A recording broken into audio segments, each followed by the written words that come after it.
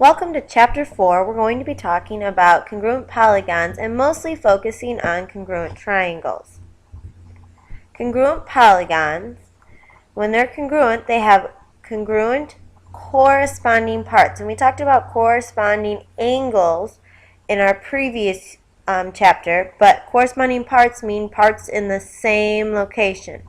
And when we name congruent polygons, you must list corresponding vertices in the same order. So we have A, B, C, D is congruent to W, X, Y, Z. And this means that the sides, A, B, is the first two letters, are going to be congruent to the sides W, X, the first two letters in the second polygon, and so on and so forth. B, C, the middle two, are going to be congruent to X, Y. You can see in the labeled polygon how all the sides will be congruent. Those are corresponding parts. Also, we have the corresponding angles. So angle A, the first angle, is going to be congruent to angle W, the first letter listed in the second one. Angle C, the third one, is going to be congruent to Y, the third letter listed. So it's important we understand congruent and corresponding parts. I want you guys to try these. If triangle TMS is congruent to FGE, list the congruent sides and angles. Pause the video for a second and try this one. Hopefully you figured out that TM is congruent to FG, MS is congruent to GE, and ST is congruent to EF. The angles are angle T is congruent to angle F, angle M is congruent to angle G, and angle S is congruent to angle E.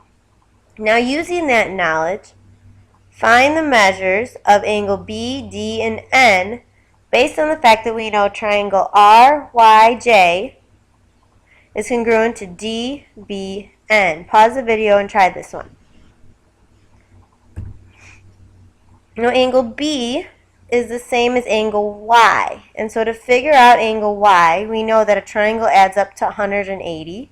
So we add 45 and 75 and get 120, which gives us a leftover of 60. Angle D is the same as angle R, so it's going to be 45. And angle N is the same as angle J, be 75. Here's some other definitions we should know. An included angle is an angle between two given sides. So angle A in this example is included angle between sides BA and AC or CA. The included side would be a side between two given angles. So if I give you angle A and B, the included side would be AB or BA, however you'd like to name it. Now, these are important triangle postulates, and we're going to use these throughout the chapter. The side postulate, or known as SSS, says if three sides of one triangle are congruent to three sides of another triangle, then we know the two triangles are congruent. So if two triangles have congruent sides, then those two triangles are going to be congruent.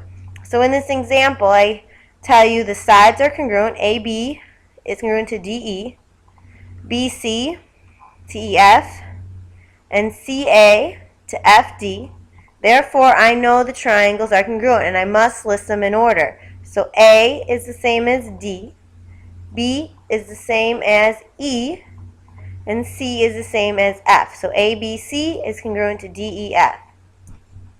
The side angle side postulate, or SAS, is very similar, but now it says that if two sides and the included angle of one triangle are congruent to two sides and the included angle of another triangle, then the two triangles are congruent. So we can either prove triangles congruent by three sides or two sides and the angle in between those sides, as you can see in our example. AB and DE are congruent, BC and EF are congruent, and angle B and E are congruent, therefore the triangles are congruent. So we can either prove triangles congruent by side, side, side, or by side, angle, side. Now I want you to look at these three sets of triangles and determine if they're congruent. If they are, tell me which postulate proves them. Let's look at the first one. we have 3 sides marked congruent. So we know it's congruent by side, side, side. On the second one, we have 2 sides congruent, but we have the angle in between those 2 sides, which is our included angle, so we know it's congruent by side, angle, side. Our last one, we also have 2 sides and an angle, but it is not the angle between the 2 sides. So this one is not congruent because we don't have a theorem that proves it when it's not the included angle.